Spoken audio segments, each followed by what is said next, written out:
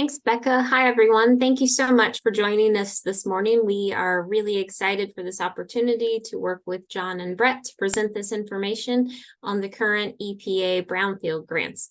So again, my name is Katie C. I am the Brownfields Redevelopment Specialist here at West Virginia, and we are the technical assistants to Brownfield provider, so the TAB provider for EPA Region 3, which is why we are coming here to work with Pennsylvania and provide this information with you today. I am joined by my colleague Seth and of course Becca, and at this time I would just like each person on our team to present themselves, starting with Seth. Okay, making sure you guys can hear me, right? Yes. Okay, switch microphones again. I am Seth Cardwell. I'm the Community Development Associate on the team. I've been here for about 3 months, so you'll be hearing from me towards the end of the presentation on some wrap-up materials and important deadlines and upcoming events and resources.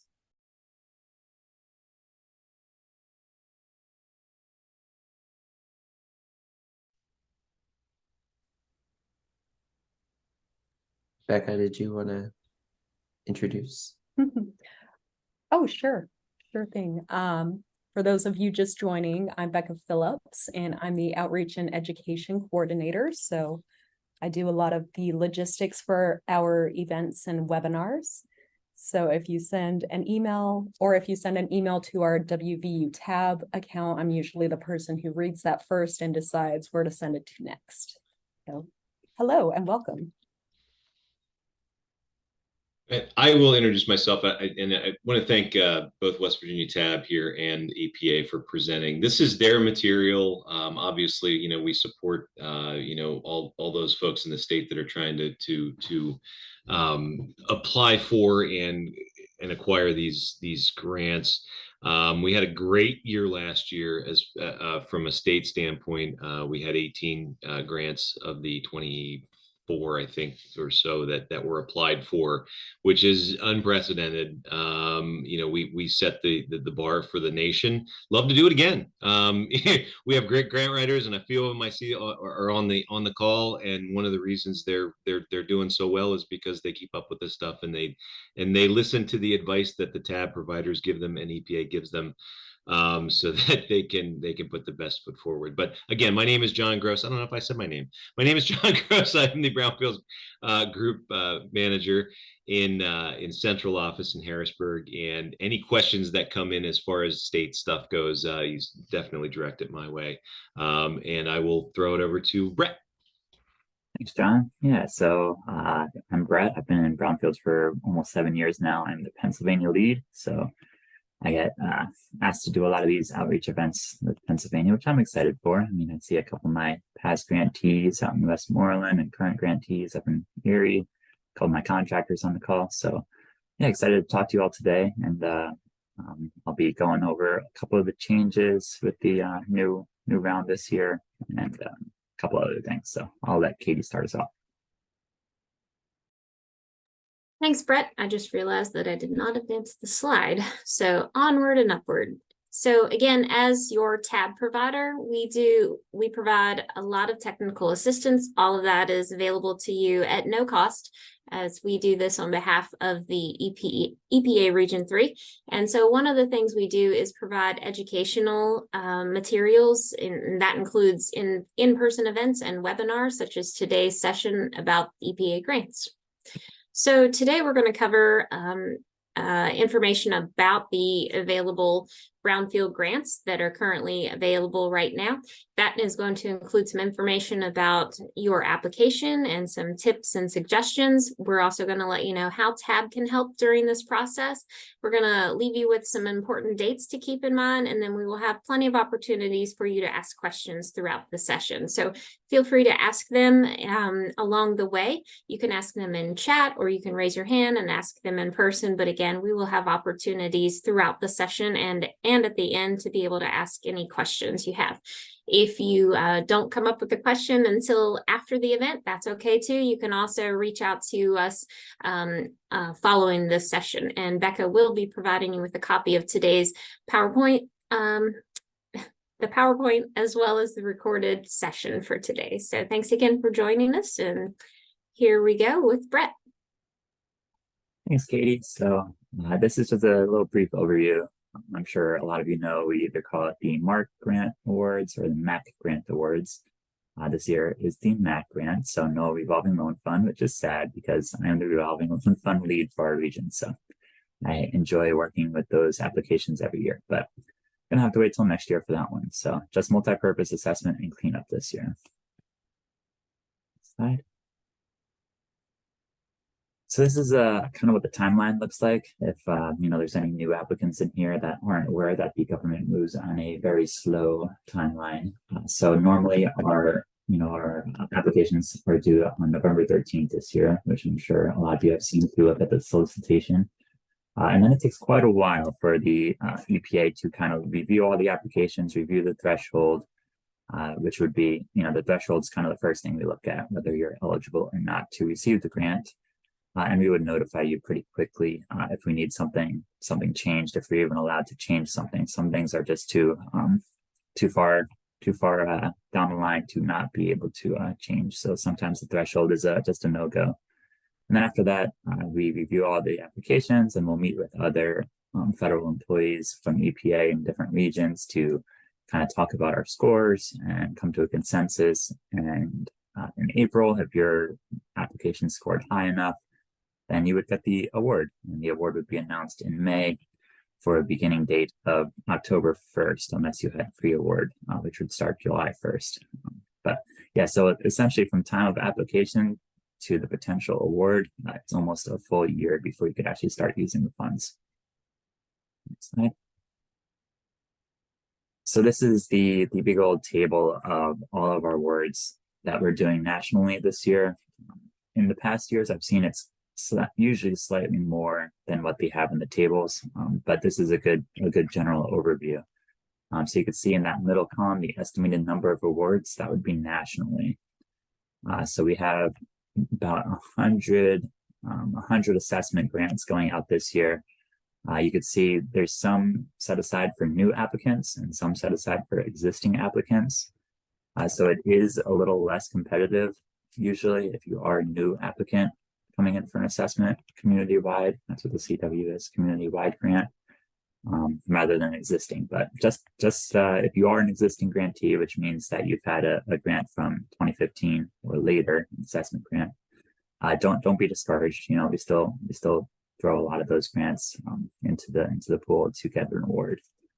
And then you could also see the cleanup. This happened last year for the first time. The cleanup grants have a different amount per grant. So if you apply for a $500,000 cleanup grant, you're more likely to get an award rather than a larger amount, such as $2 million or $5 million. Depending on how many applicants there are. There are 40 awards in the 500,000 range, and a little bit less the higher up you go. This is obviously still a good year to apply with the bipartisan infrastructure law. You could see in that column we just have so much more funding for brownfields grants. In the past, was just through the regular appropriated funds, but pretty much since the bipartisan infrastructure law started, we've doubled or even tripled our grant amounts and increased our grant awards as well. Being that these are all the cleanups are all funded through the bipartisan infrastructure law, there is no cost share required, which is on a later slide, but here I'm emphasize that still no cost share required for these grants. And eligibility, that hasn't changed at all. Pretty much state, local, tribal governments, municipalities, you got redevelopment authorities, all these different agencies are eligible to apply for grants. Nonprofits, that started a couple years back, they're still eligible to apply. If you're a 501c4, you're only eligible for a cleanup grant, you're not eligible for an assessment grant. And then there's quasi-governmental agencies as well. So it gets a little choppy with the coalitions. The lead coalition has to be eligible. Some of the smaller coalition entities, they could be other aspects, other programs. So yeah, still eligibility. You have to make sure you're an eligible entity to apply for a grant. So no private entities, pretty much. Next slide. And I'll pass it back to Katie. Thanks, Brett. Great job. All right, so we want to let you know about the importance of the threshold criteria. This particular section is submitted with your grant application. And so this consists of a series of questions that are rated on a pass-fail basis. So of course, it is incredibly important. Actually, it's essential that for the criteria that is asked, you have far more passes than fails. And so once you submit the application, it does say within the information with the EPA that you will be notified within 15 calendar days if you are eligible to move forward. They do, and I know Brett can touch on this more and probably will later, they do take this opportunity to really scrutinize the information. So while it is essentially affirmation of information, it is important that you get all the information very clear and succinct and provide that because again, this is what determines whether your application moves forward to go through the actual grant review process. So it is very important. And so we're going to just highlight the criteria, not going to go into a lot of depth of that with that, but we do want to bring that to your attention. So for example, when it comes to the multipurpose grants, there are 7 criteria. I'm not going to hit on all of them for all of these, but something that's important to make sure you provide confirmation on is community involvement, that you identify the target area, that you affirm that you actually do own the property or properties that you're actually looking to apply for with the multipurpose grant, because with the multipurpose grant, it does involve the cleanup aspect of it. And so with multipurpose and cleanup, you do need to actually own the property before you submit your application. And also with this, you need to demonstrate that if you have an existing EPA Brownfield grant, that you have drawn down at least 70% of the funds by October 1st. So that time has passed. So you need to demonstrate that that was at least 70% by October 1st of 2023. Brett, feel free to jump in at any time if there's anything you would like to add.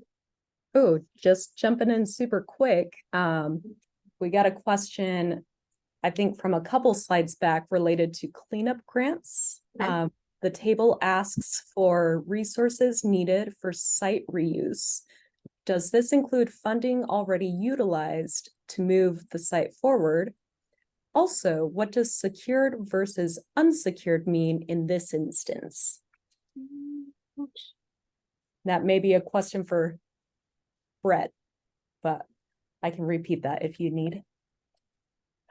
Yeah, I heard the secured versus unsecured. I assume that means through the leveraged resources. There's no requirement for secured leveraged resources to apply for a grant, but it does. There is a section that asks about what are your leveraged resources that you have, and how are you going to utilize the cleanup funds to work with other grant types and funding sources to achieve your goal. So it is nice to come in with leveraged resources. So, the difference between secured and unsecured isn't huge, but you're going to want to probably have a couple of secured grant types or other resources to come in for the grant application. And Becca, what was the first part of that question again? Thank you. The first part was for cleanup grants. The table asks for resources needed for site reuse. Does this include funding already utilized to move the site forward? Resources needed for site reuse. Yeah. So in our grant applications, there is a section, like I just said, about having resources already available to aid in the Brownfields grant to move the site forward. So if you have those resources already secured, then you're in a good shape to get maximum points for that section. Perfect. Thank you, Brett. Katie, feel free to head back to assessments. Excellent. Thank you so much, both of you. I appreciate it. Okay, so when discussing the assessment grants, of course, there are 3 different types. When it comes to community-wide as well as the state and tribal applications, the criteria is largely the same in that you need to demonstrate that you are an eligible applicant, which you need to do for all of them. Community involvement, again, the same requirement that at least 70% of your funds from an existing grant have been drawn down by October 1st. And then when it comes to the state and tribal application, you do need to identify your target areas and your priority sites. Also, if you are going to take the opportunity to name your contractors and subrecipients.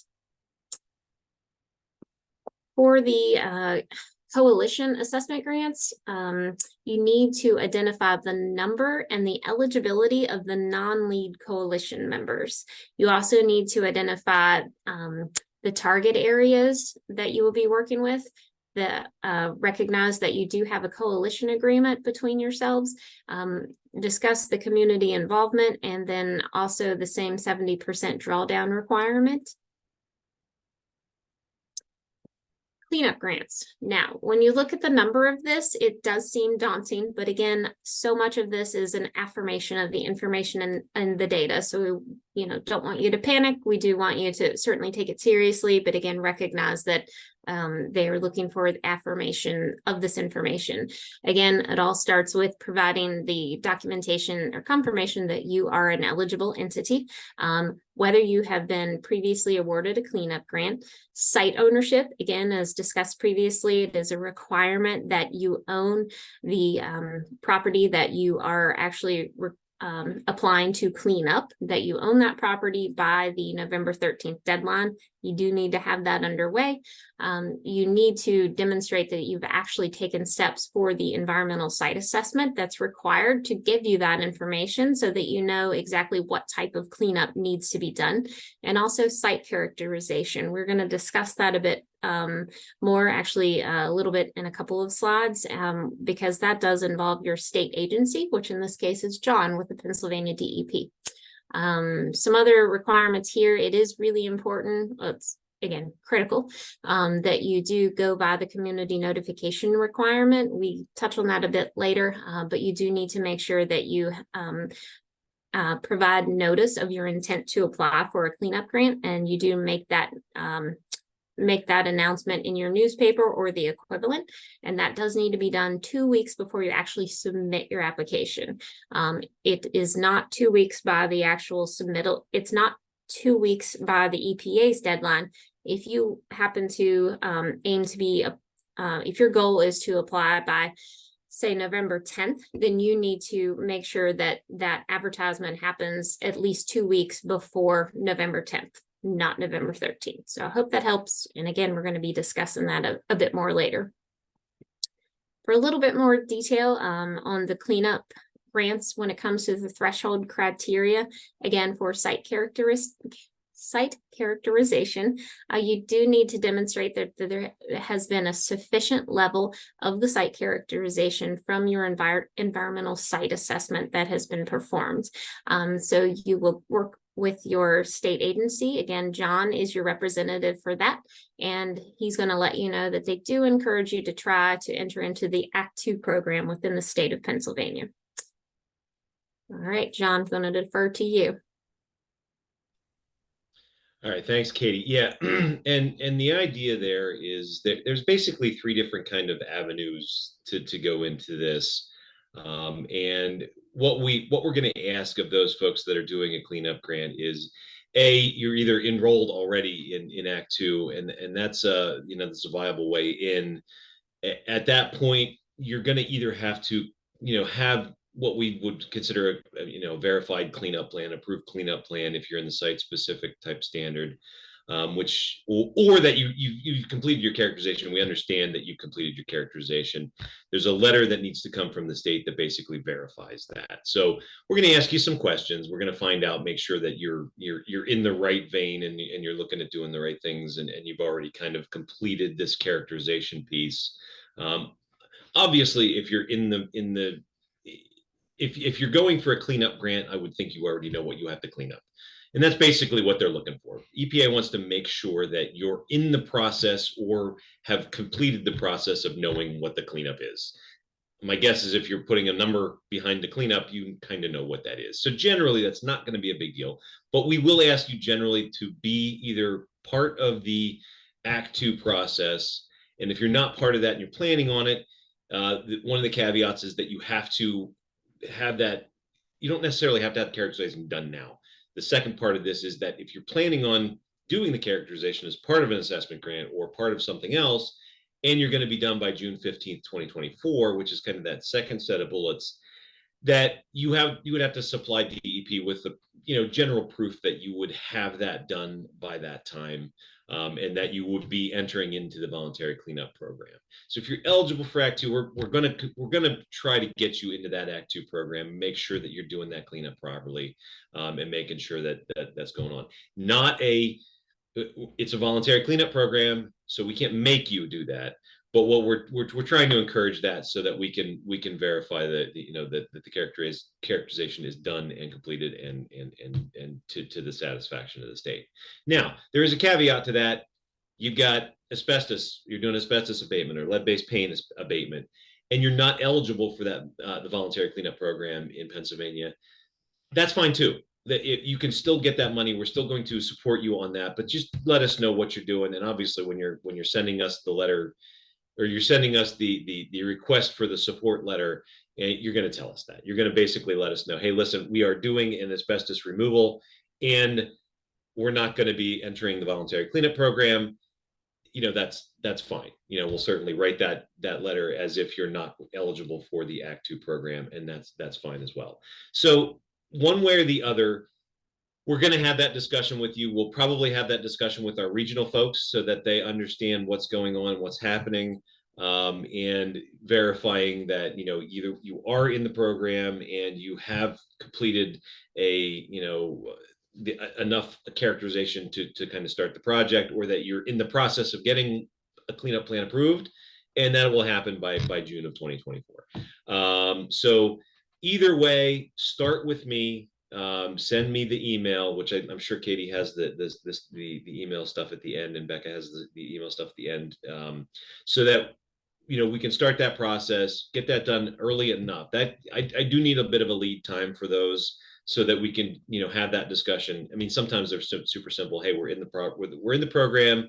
We've got a cleanup plan. We're just waiting for this money to do the cleanup, and that's probably all we need to do. We'll just write the letter that way, but you do need this letter, and this is a relatively new. I think it was last year was the first year we needed to do this, and we did some of these last year. But you need to get this letter from the state that kind of verifies that you're in the process and or ready to do the cleanup. So I think that's pretty much it, Katie. If anybody has questions on that, certainly we can talk about that later, if need be. Thanks, John. Thank you. Sure.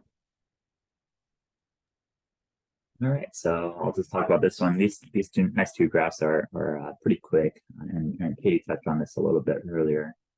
So this one pretty much just shows that if your organization already has one of the grants on the left side there, you might not be eligible to apply for a new grant. So the main ones that I usually see as a project officer are if you already have a community-wide assessment grant, you would have to draw down 70% of that grant by October 1st, as Katie mentioned earlier, to apply for a new assessment grant.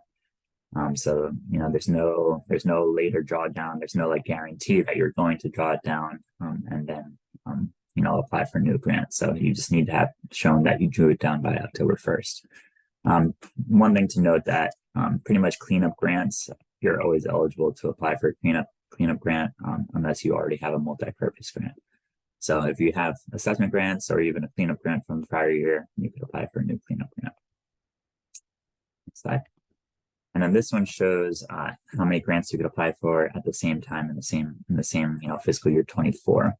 And it's not that many, as you could see. Most of them are no or not applicable. The one, however, is the cleanup grant. So you can, if you want, come in and apply for both an assessment grant and a cleanup grant in the same year. Just not a multi-purpose and cleanup in the same year. All right, and then I'm going to talk about just our three grants that we're offering this year. So multi-purpose assessment and cleanup, as revolving are not included. First one is multi-purpose, and this one is multi-purposeful. So you can do two different things. Mainly, one is your assessments, and the other is your cleanups. And you have to do both, but you can do a variety of other things. You have to do your engagement activities, as with all of our grant types.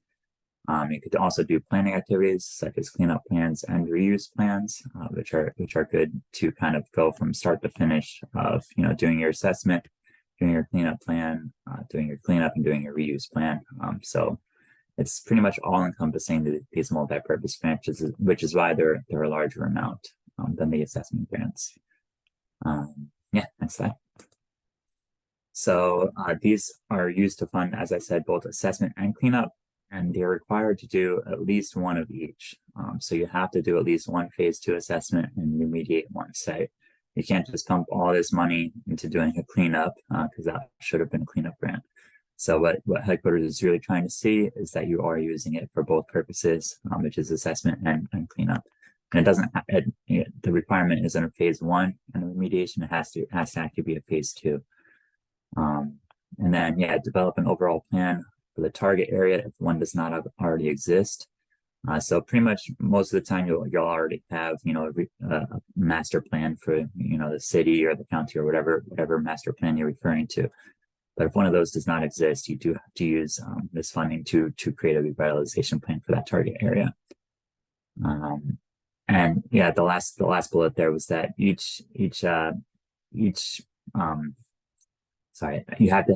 to be the sole owner of at least one brownfield site in the target area. So this is kind of the caveat that you have to own the site, especially with the cleanup activities. Go ahead. So this is a few small changes to the multi-purpose. The top two on the top two bullets are like kind of the main ones for multi-purpose. The other ones are pretty universal. So for multi-purpose, the funding has increased from $800,000 to $1 million. So just a small increase there. I guess not small. In my mind, 200,000 is a lot, but for a federal employee standpoint, it's not that big. And then regarding ongoing community involvement, you have to discuss how underserved populations in the target area have been involved. So this one isn't too much of a difference. I mean, you've always been involved with the underserved populations in the target area. You just have to mention how your community involvement is reaching out to those underserved populations in the target area. One thing new for all of our grants this year is the participant support costs. So for attendees at community meetings and travel to meetings and childcare, these all have to be kind of included into the participant support costs, which is outlined in our FAQ if you Google it and want to read more about it. And then two major highlights are the environmental justice and climate. Last year, we kind of teased at environmental justice a little bit. That was involved in section 2 and the community needs section. But this year, I think it's going to be a little bit more robust in that section, as well as our climate vulnerabilities. So that's pretty much a new part of our application. We never really delved too much into climate. We did talk about use of its existing infrastructure. But this year, I think we really kind of want to hone in on some of those climate issues and how your sites, both cleanup and assessments, are going to be addressing some climate vulnerabilities. And then the last one has to do with labor. So that's all that Davis-Bacon stuff and making sure your local hiring is all legitimate and you're abiding by the strong labor practices. So that'll be a section in the application as well. Then we have assessment grants. So these are going to be split up into 3 different grant types. You have your coalitions, your community-wide grants, and your state and tribal grants. Obviously, the state and tribal grants have to go to a state or tribe, so make sure you're eligible for that one. And those are obviously going to be the largest grant type. They're 5 years compared to the 4 years, just because they are so much money. And it's also community-wide. It's not just a specific target area.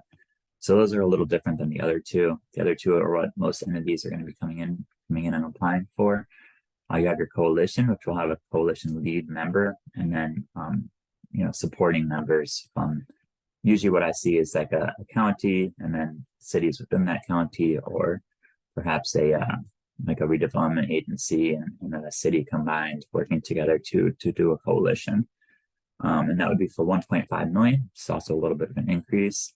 And it could be for multiple properties in the target area. I'll talk about it in a little bit, but you have to make sure those properties in the target areas are within each coalition member's jurisdiction. So you have to actually hit every jurisdiction that's in the coalition. But our most popular one is our community-wide grant. And that would be for 500,000, and that is multiple properties in a targeted area. Pretty much the standard assessment grant for 4 years. Next slide.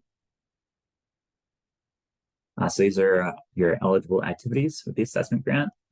Obviously, you can do your assessments. So that would be your phase 1 and phase 2 environmental site assessments. You know, anything from computer. Sorry, just go back one slide there. Anything from like computer researching and historical databases to actually doing your soil and your water sampling. That would be your phase 2. But you could also do a variety of different planning activities. So redevelopment planning, there's, you know, market analysis, infrastructure analysis, reuse plans, resource roadmaps. You know, there's so many different planning activities you could do with these assessment grants. And yeah, you're advancing the redevelopment planning in the area and the brownfields impacted areas. And you could also use this money for travel and training. So we're back on track now, I think, with you know, the Pennsylvania State Conference. So you could use this money to travel to that and attend that. And then you know, national conferences are also happening. We just did one in Detroit not too long ago. So use this money to travel to those. Next slide. So this is the changes specifically for the coalition grants. As I mentioned, it was an increase up to 1.5 million as opposed to 500,000. So quite a large increase. And that's because also we're doing more assessments in each member's boundary. So at least 2 sites have to be assessed in each member's boundary, which is an increase from 1. So if it's 2 cities working side by side together on a coalition, you know, you have to make sure that these sites are being addressed in each city. And that could be a phase 1 or phase 2. It doesn't necessarily have to be a phase 2 like the multipurpose grant earlier. And then everything else on this slide is what I had already discussed about the participant support costs, climate, and local hiring. No really new changes to the community-wide and state and tribal grants. Everything's status quo with that. Same amount of money, same amount of funding, and you know, same differences with the major differences such as climate. Lastly, we have our cleanup grants. So as the name tells, it's used for cleaning up your properties in your community, and it could be used for either one property specifically or for multiple properties. But you know, it's not an extraordinarily high amount of funding. So if you have it for multiple properties in your community, you may want to look for other resources that would be able to be paired with this funding to achieve that cleanup. And yeah, it could also be used for redevelopment planning, reuse planning, and different types of sampling activities that were required prior to the cleanup if more had to be done before the cleanup. Next slide. So this is a little bit more about the threshold and some of the eligibility requirements. Katie mentioned it earlier, but you do have to be the sole owner of the property at the time of application. So if you are not the owner yet and you're thinking about applying for a cleanup grant, make sure you purchase the property or acquire the property prior to applying for the cleanup grant. Before you buy the property or acquire the property, you also have to make sure you do your all appropriate inquiry, which is on the right there. So phase 1 site assessment no more than 180 days before the property transfer. Every single year we have applicants come in that did not do this and are not eligible for a Brownfields grant. Pretty much you have to show what the environmental conditions were on the site before purchasing the property so that EPA doesn't think that you are the one that contributed to the contamination. So it's pretty much a before kind of foundational aspect of the program. If you did acquire the property before 2002, then you're before this law kind of was started, and you could be in the clear then. So that's something different, but not too many more of those sites out there left. Next slide. These are some of the changes to the cleanup grant.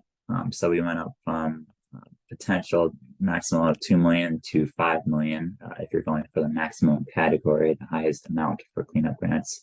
As I mentioned earlier, there also are some smaller grants that have more. You know, a $500,000 grant would go not as long as the 5 million, but there are more awards nationally for those. John mentioned the state determination letter that has to indicate about the cleanup grant application and their involvement with ECP. And then, yeah, everything else is still the same here. So, and then there's also the last bullet here, the construction costs, whether it's the principal purpose of the contract. So if you're looking at contractual agreements, you have to look at the principal purpose of the contract, and that has to go in that budget line. So the example there is if the principal purpose is for construction services, then the contract should be for construction. Next slide. And then this is the community notification that Katie mentioned earlier. You have to notify the community about the cleanup grant application and the ABCA, which is the analysis of brownfields cleanup alternatives, which pretty much highlights how you're going to clean up the site. Those have to be available for public review and comment before the application is submitted. So you're going to want to, host that public meeting.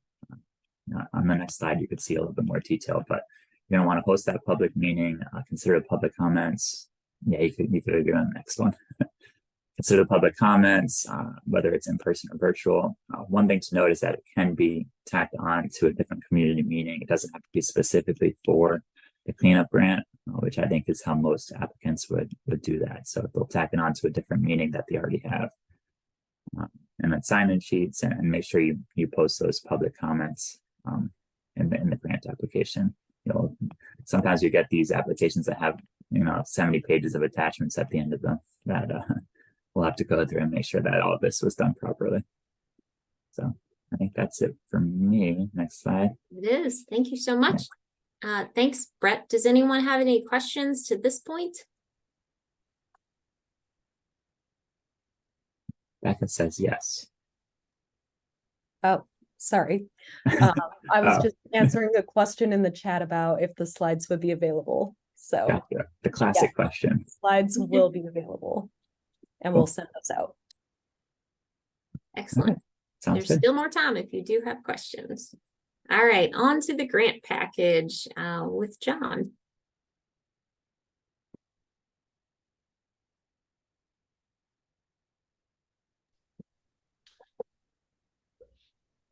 I'm muted, I am not muted. All right. So, yeah, so then generally speaking, and this is not my deal, but the idea behind the whole narrative information is to tell your story. I mean, the idea is generally just obviously you need all the pieces, your name, your address, which we don't need to get into, but the specifics of the property, obviously the assessment, the cleanup, whatever is going to be done there, and telling the story of why this would be important to be part of the situation, to be part of the grant. This first slide is basically just about all of the stuff that needs to be there, and that's obviously the property information, the contacts, who's gonna run the grant, who's gonna do all the things that need to be done. The letter from DEP is a secondary piece of this, and that is for the cleanup grants. Obviously, there's the one piece that we talked about earlier, and that is the verification that you're done. But from in this other factors checklist here, there is a letter requirement that basically says the state is supporting you in this, and we call it our letter of support. The idea in this sense is that we do need to supply you with that letter. It does need to be part of the situation, and it is, from a standpoint of EPA looking at these, it is a checkbox that they have to hit. That the state is not looking at this and going, oh man, no, we really don't want to support this project. Generally speaking, there aren't too many projects we're not going to support. If you've got a decent idea of what you're doing and it's a well thought out story, we're not going to not support it. I know that's a double negative, but we are going to support it is the way to go about that. So from that standpoint, that's pretty much it here. The request for those letters should come to me directly, and then they'll get signed by actually my boss, program manager, Mike Madigan, and you'll get that back. They don't take very long. Generally, for an assessment grant, And Greg Firely's on the call and he's waiting for some, but he was the first one to request, so he gets to wait. But and Greg, certainly reach out if you need those in a certain amount of time, but I know he just got them in early. A week or so. I mean, it really doesn't take that long. So that's pretty much what we got there. So thanks, Katie. You want me to do the rest of these?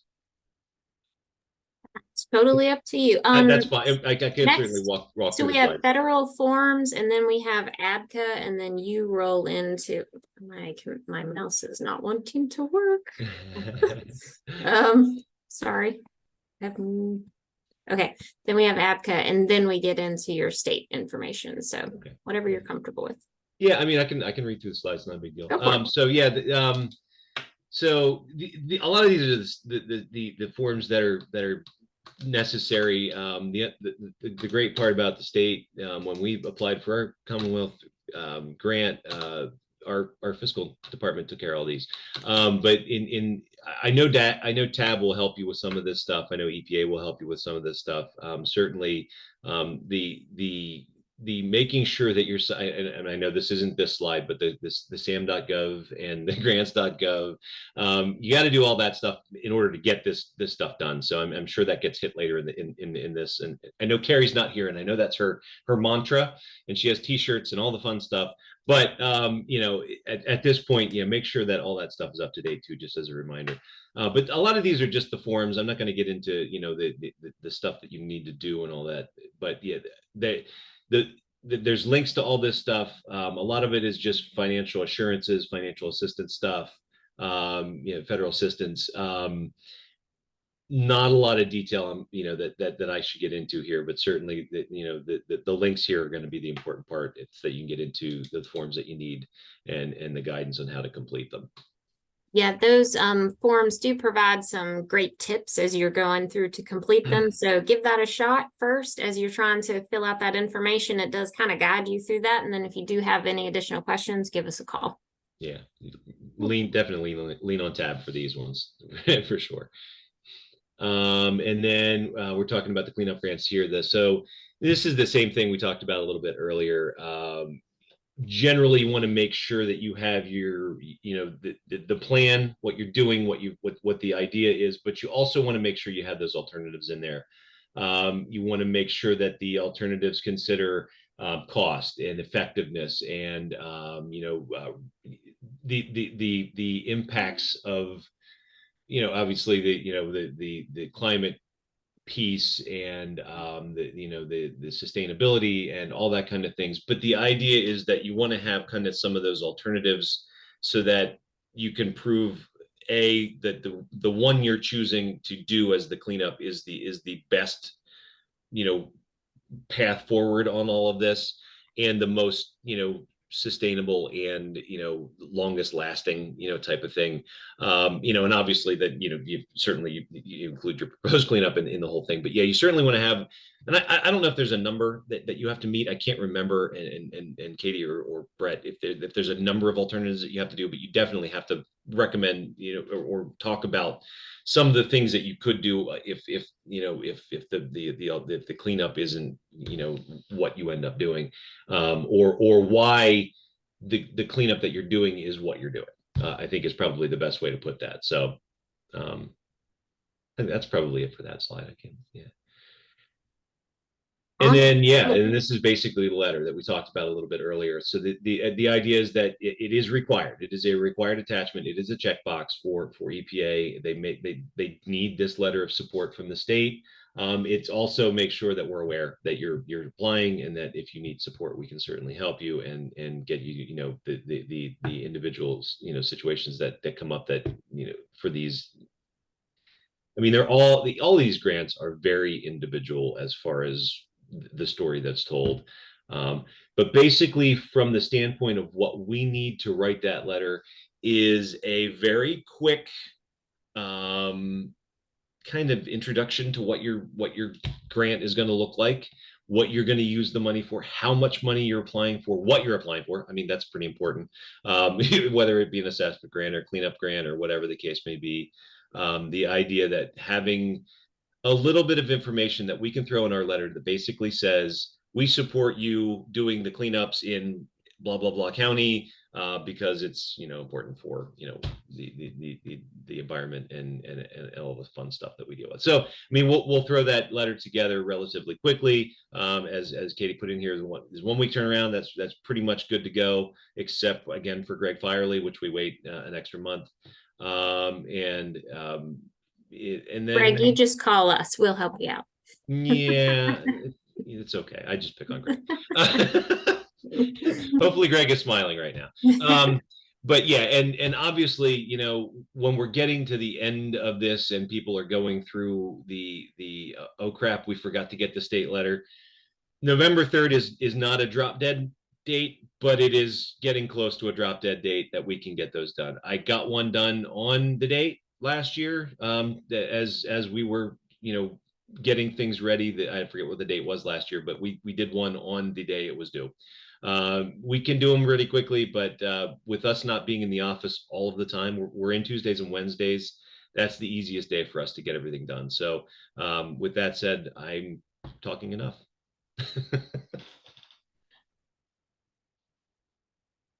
Now we're going to get into the narrative criteria, which is broken down into 4 parts. John, would you like to speak on parts 1 and 2, or you want? I'm doing 3 and 4. What would you like to do? It's probably better coming from you guys. I mean, that's up to you. I mean, no problem. You guys are the experts on it. I mean, I'll certainly chime in if I need to. But I'm sorry to do that to you, Katie, but hey, you're totally fine. We've got some experience speaking about this. So thank you everyone for hanging in here.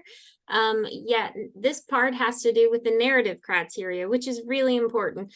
A few of my planner friends and myself really think that this is kind of the fun part of your application, because it's the opportunity for you to tell the story about your project and the area and the community around it. So part 1 talks about your project area description as well as plans for revitalization.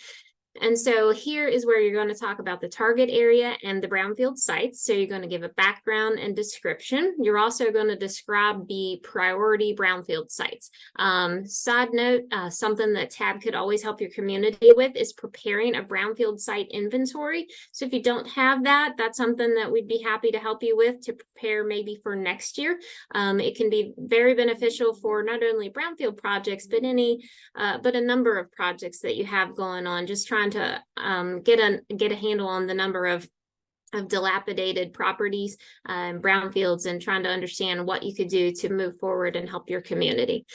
Revitalization of the target area. This is when you want to talk about the reuse strategy. So what is the vision for taking these sites and actually redeveloping them to help revitalize the site and ultimately the community.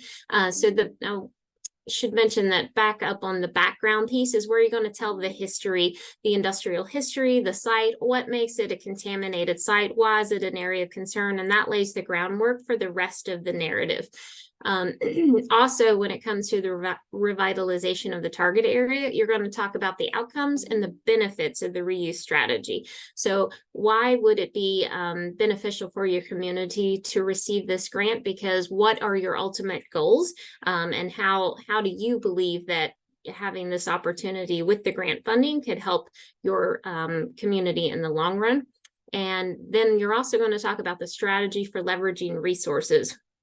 So what other resources are you aware of that you know that you can look for, that maybe you've already secured, that can help you to actually make this project come to life? So as we've heard it said, the EPA funding is a fantastic way to get you started, but it will certainly never be the whole answer to certainly taking a project from the very beginning to the end, because redevelopment is very expensive. But here's your opportunity to talk about some other types of funding that you've either applied for or you already have, and then also mention any existing infrastructure that you're aware of.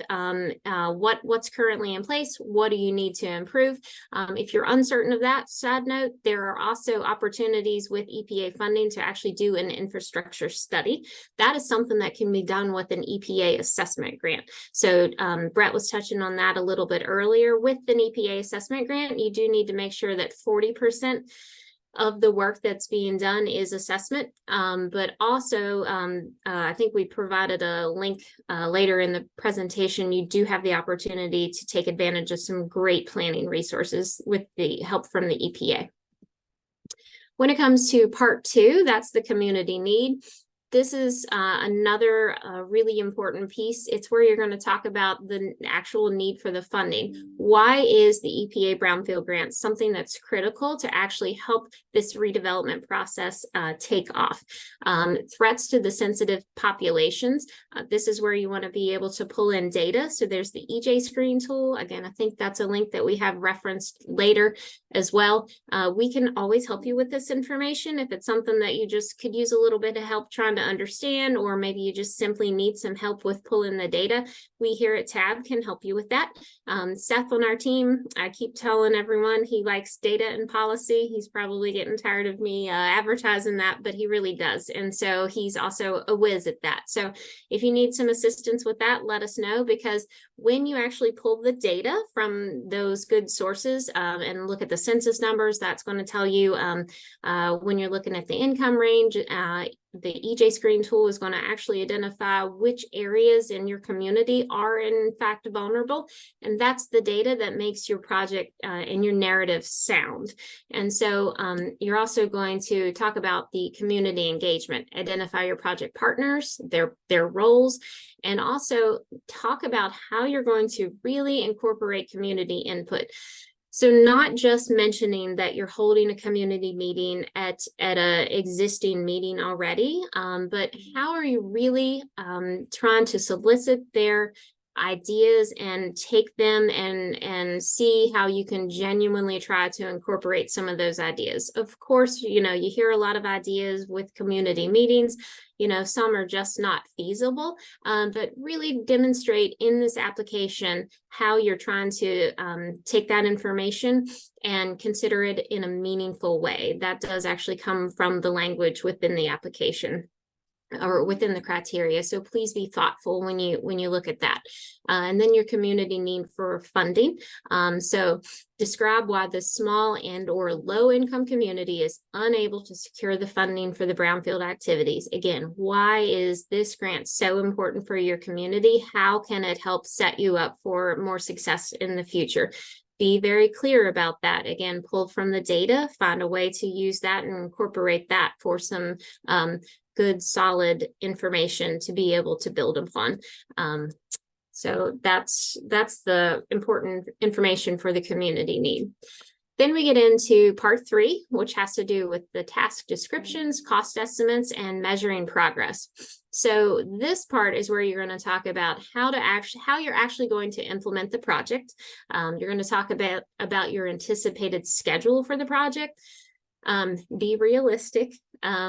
Also, you're going to identify who is the task lead and what are the outputs that you have expected with the project implementation and the schedule, and also cost estimates. Cost estimates should also be realistic as well.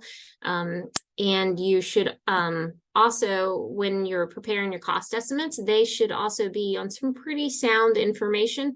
You should take into consideration contingency costs, you know, for the try to account for some increase in costs that could happen. And then also keep in mind that you submit this application on November 13th of this year. The earliest you would be able to actually start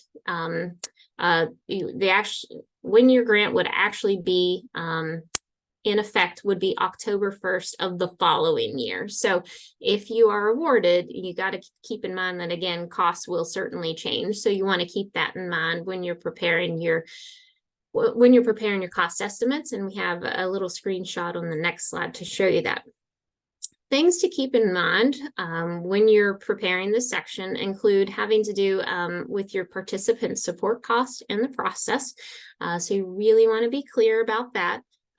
Discuss how you will identify additional sites when it comes with the assessment site. I'd love to say that one of my favorite things is the assessment grant and how flexible it is. And so If you apply for an assessment grant, you identify those sites within your targeted area, and those sites can be flexible. We actually have had an assessment grant through the EPA, and boy, have we had to be flexible, just trying to actually be able to do those assessments, phase 1, phase 2 environmental site assessments, those that we had in mind when we actually submitted the application.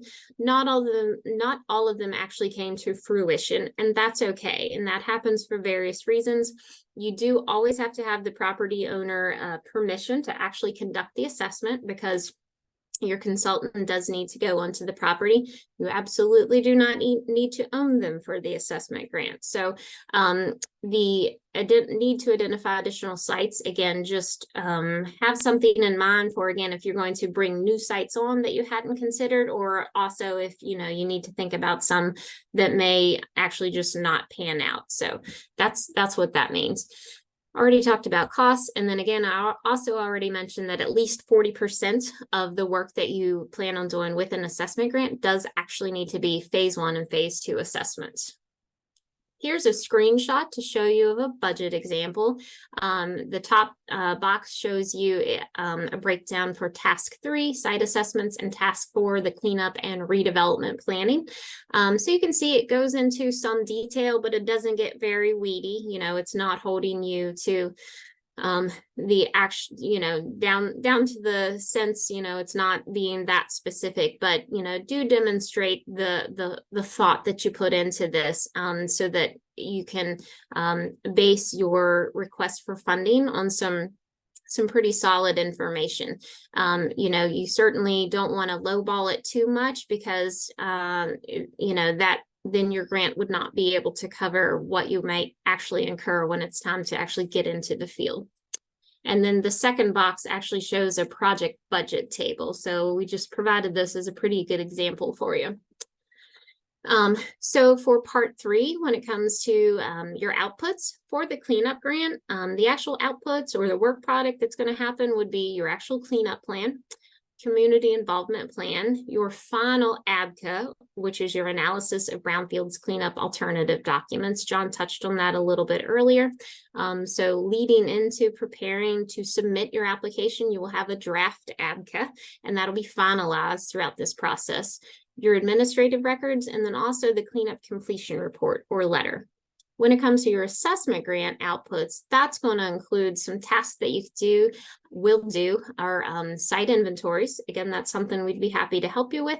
If you don't have that already, phase 1 and phase 2 environmental site assessments, your site cleanup plans, actually not the actual cleanup, planning activity deliverables. Again, we have a link that shows you some of the eligible planning tasks that you can do with the EPA funding, and your community meetings. Now, if I can get my computer to work. All right. Also for part 3, you need to be able to measure your results for your anticipated outputs and outcomes. So this is where you're going to discuss your plan to track, measure, and evaluate your progress in order to help you achieve your project. Again, ways that we have done this and some things you can think about are tools to consider include software projects. We use a free one that we share with our consultants, so we can both do real-time updates. We can be in at the same time and be making updates, and everyone has access to input information that they've actually been doing for a site or budget information. And then progress reporting, how do you keep track of the work that you've done along the way, and scheduled team progress meetings. So I use the free software that we use, and that feeds into the quarterly report that we are required to do with the EPA. So it's become really helpful, again, to share that platform so that we can discuss with one another, hey, it's time to put the updates in so that I can work on finalizing the report, and that's coming very handy. When it comes to tracking your accomplishments, that big picture, this is where you wanted to talk about the status on leveraging other critical funding. Again, as we just discussed earlier, you need to be able to have an understanding of what other possible funding you could start to seek in order to actually help make the project successful. So you're going to need more than just the EPA funding. And what other steps are you trying to take to secure that? And then also just identify how you are going to try to accomplish the redevelopment vision plan. Brett talked about that a good bit earlier, again, about how you really want to talk about the connection between your community's redevelopment plans, those for the region. Just talk about how this can strengthen that and what realistic plans you actually have in mind to help you just start to take steps to make this dream a reality. When it comes to the cleanup plan, you do need to outline the cleanup plan that's proposed for the site or sites. And within that, you're going to describe the contaminated media that's going to be addressed, how it's going to be cleaned up, and also how you're going to dispose of it. That information you can pull from your ABCA. So, and we do point out here that the reviewers won't see the ABCA. But you just want to make sure that the information from that ABCA, which is incredibly helpful for that whole process, you can pull the content from that ABCA and again, put that into laying out your cleanup plan, because that ABCA did give you alternatives, whether you do nothing or whether you go all the way up to the most expensive option that's probably going to get it the cleanest, depending on the type of use that you want to do. So again, take that content and incorporate that into laying out your cleanup plan. All right, hang with me. We're almost to the end. Now we're at part 4 of the narrative criteria. This is where you're going to talk about the programmatic capability and your past performance. So you want to talk about the organizational structure. So very similar to what you use in your own company or your entity, you want to be able to talk about how it's structured to make sure that grant is carried out successfully. Who are the people that are going to be working to make this happen, and what is their relationship to one another and how they will work to make this happen. And this describe the skill set for the key staff. So just take little blurbs from your resumes and put that into the application to highlight who's going to be working on that. And you also want to be able to talk about plans for in case someone would move on. So, you know, if you've talked about the key staff, the EPA wants to know that should someone retire or take a new position, this grant will be in capable hands to for you to be able to finish it up. And also discuss acquiring additional resources. So again, any chance you may need to pull in additional expertise or resources, you really want to talk about that in this section. Okay. And the last part we have to highlight of the narrative criteria has to do with providing an answer for, and it's going to be in one of the 3 categories. So option 1 is that if you are an applicant who currently has or you've previously had an EPA Brownfield grant, mention that and describe the experience that you have in carrying it through from the beginning to the end, or if you are still actively working with it, demonstrate how you're doing a really good job with that.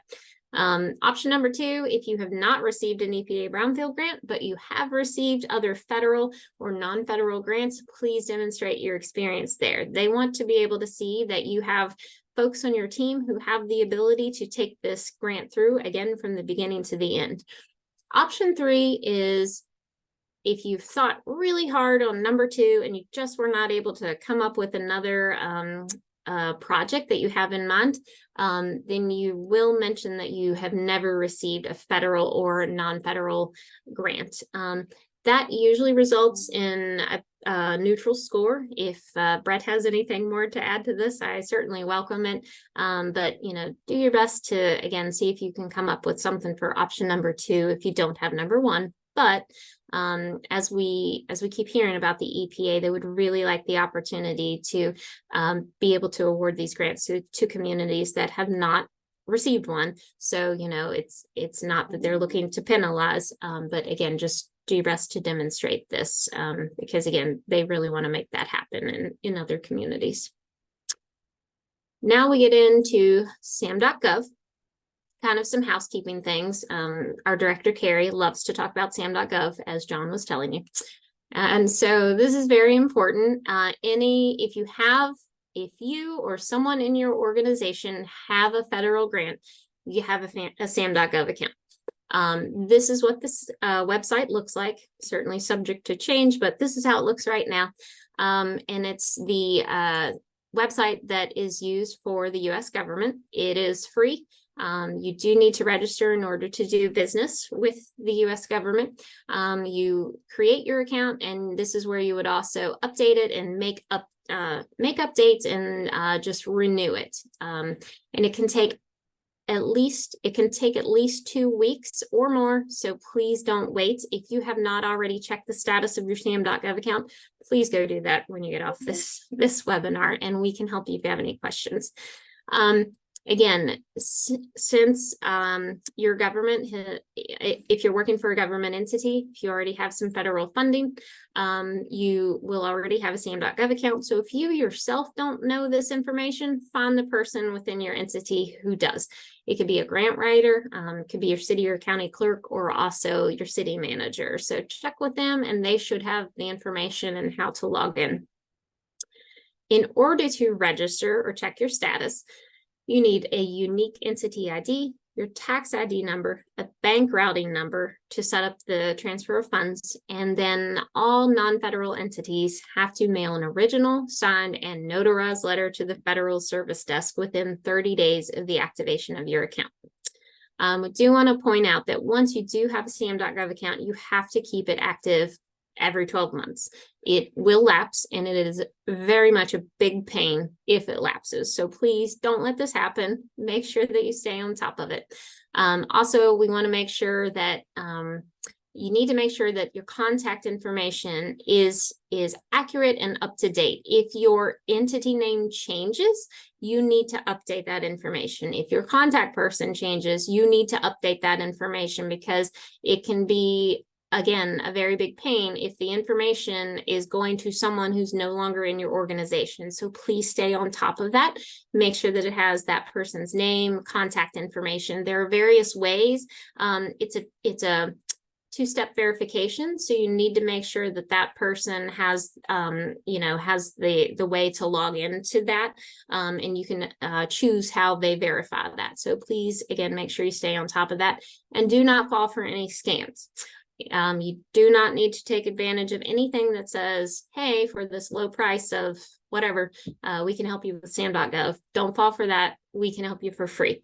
It might cause us a little bit of a headache, all of us involved. SAM.gov can sometimes be a little challenging, but it is how you need to prepare and move forward. And I promise it's really not that bad. But please don't hesitate to reach out if you have any questions. All right, and now we're moving on to Brett for the value of the grant debrief process. Thanks, Katie. Yeah, this won't take long. This is kind of the last couple slides here. So just kind of wanted to emphasize that if you were a previous applicant and you weren't able to get the award, EPA provided you with a debrief, most likely, if you asked for one. And just utilize those debriefs. We pretty much go like rank by rank when we're looking at your application and the scores that it got. And while we can't provide you with a written debrief, we provide you with the oral debrief that in my debriefs, I give pretty much exactly what I would have given as the written debrief. So I use those to come in for a new application and make sure that it's still the same criteria from the previous year. One time I gave a debrief, and I noticed the next year they used that debrief to come up with an answer for a question, but the question was no longer in the application. So it kind of just looked a little sloppy. So yeah, use those debriefs, come in again and again, and you're not guaranteed to get the same reviewers, but hopefully with our training, we're able to give the same scores to you. So that's what I want to say about the debrief. Thanks, Brett. Really appreciate it. Yeah. All right, you've almost made it to the end. Don't leave yet. Do you have any questions on anything that you've heard today, or that you didn't hear and you're worried that you didn't hear about it?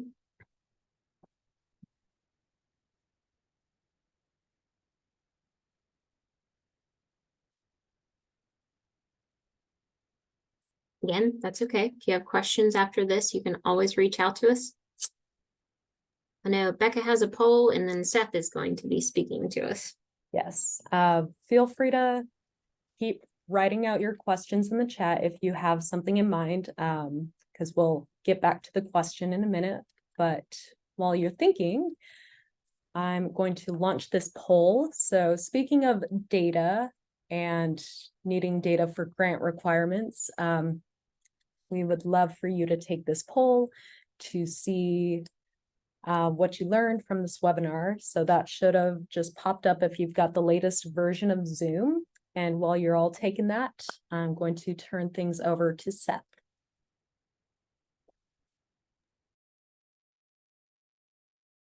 So while we're taking the poll, just some general housekeeping and wrap up things. To recap, WVU TAB can help. As the TAB provider to all of EPA Region 3, all of our technical assistance is free, and that includes Brownfield education, trainings, webinars, events, things like today's webinar included in that. Resource identification, we can help with grant writing assistance, grant review, and resource roadmaps. We can also help with the development of local Brownfield program support through inventory development, questions on potential Brownfield sites, as well as technical support related to those sites, and can also help with project development and design assistance. So we have site-specific design assistance with support from WVU's Davis College available. And some important deadlines to remember. So November 3rd is the deadline to submit a draft application to our office at WVU TAB for review. November 3rd is also the deadline to submit a request for a letter to the Pennsylvania Department of Environmental Protection. So those are both the same deadline. November 13th at midnight is the EPA grant submittal deadline, actually 11:59 p.m. To make that discrepancy, but we always encourage you to submit early if you can, pending any technical difficulties the day of. And for upcoming Pennsylvania events, I think I'm going to toss that to John so he can speak on those. Yes. Yeah. So if you didn't get all your questions answered, and you want to come find out a little bit more, we have an event that's going to also feature the same group, plus a DCED, which is our state agency, funding agency. And one of those will be held in York. Registration is open, and you can check on that link that Katie and Seth and Becca have supplied here. We're also doing, that's October 24th, that is in the afternoon, and there will be a networking event afterwards.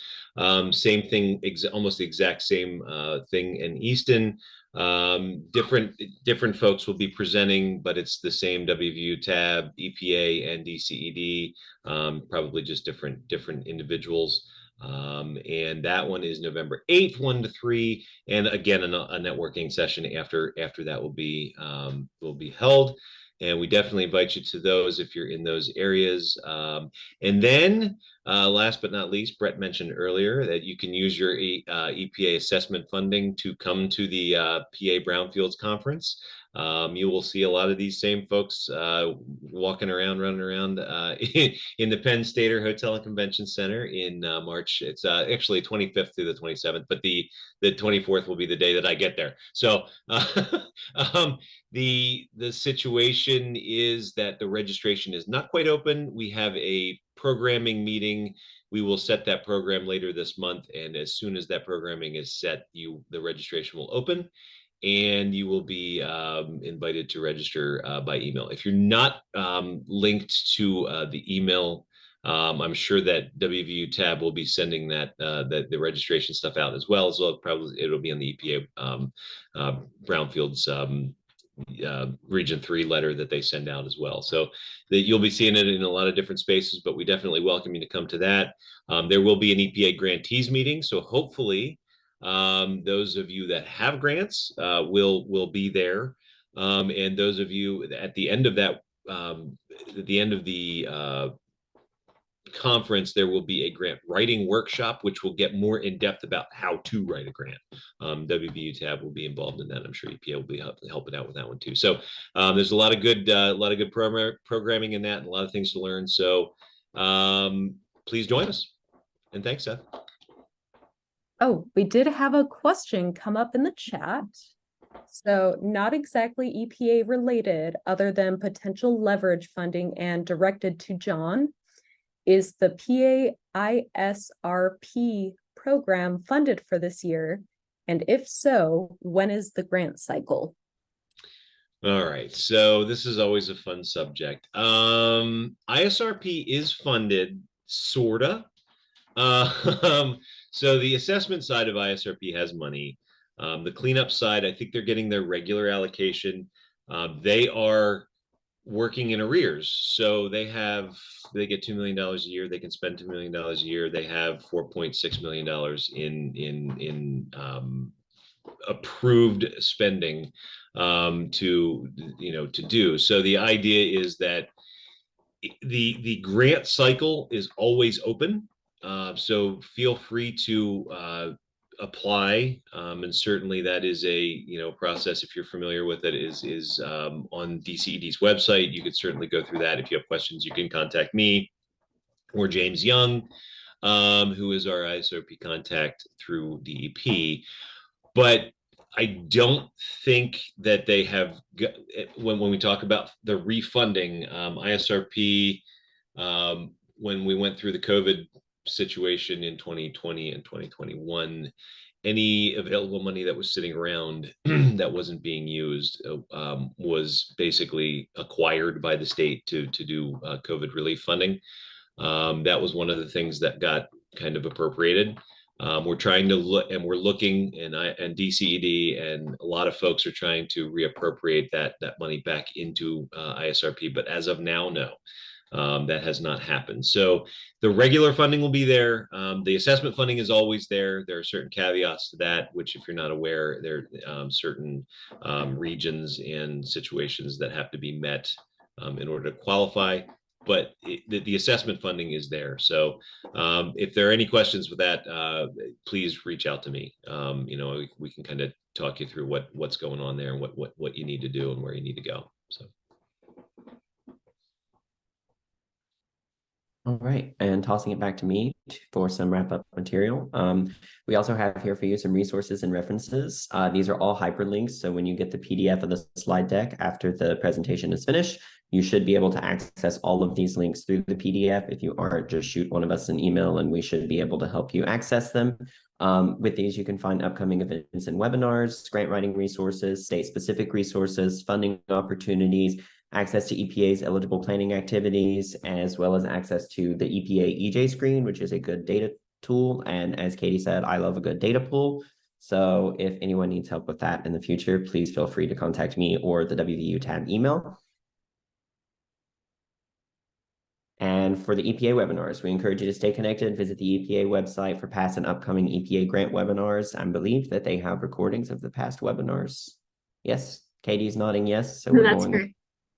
And you can also find registration links to upcoming webinars there as well.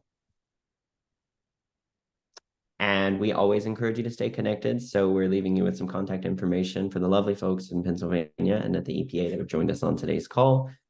And then the last slide will be the contact information on the left-hand side for relevant persons in the related to TAB in our office, as well as the general email for WVU TAB there at the bottom. As Becca said, she's usually the one to answer that first and direct it to where it needs to go. We also encourage you to follow us on social media. We can be found on Facebook and X at WVU TAB, same on both platforms. Encourage you to visit our website, sign up for our newsletter, and we're really pushing people this year to schedule a one-on-one consultation. It helps us get a better idea of what issues your community are facing, what your specific project is, and it also helps us to get face time with your communities and the people who are working on your projects. So we really want you to be able to utilize that, utilize our services. Recapping again, they're all free, emphasizing that. These are all hyperlinks as well. And if you need any help or any assistance, we're happy to be there. Thanks, Seth.